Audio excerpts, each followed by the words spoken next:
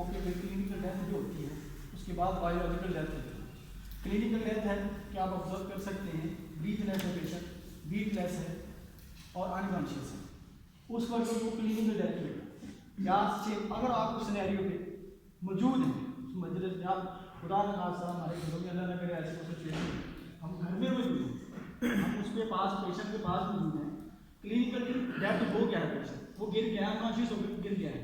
हम वहाँ खड़े हैं 4 से 6 मिनट उसके पास, हमारे पास है उसकी जान बचाने के लिए 4 से 6 मिनट अगर हम सोचने में लगा दें तो बायोलॉजिकल डेथ में चला जाएगा।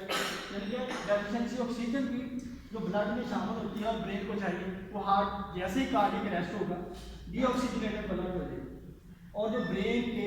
सेल्स हैं वो सर्वाइव करने के लिए वो बहुत ज़रूरी है। जैसे भी 4 से 6 मिनट गुजरेंगे बहुत से मोस्टली जो है ब्रेन टिश्यू को डैमेज होना शुरू हो जाएगा, तो सर्वाइवल या रिवाइवल ऑफ लाइफ वो कम हो जाता है। तो ऐसी सिचुएशन में GLS की फोर्स उसके 3 उसमें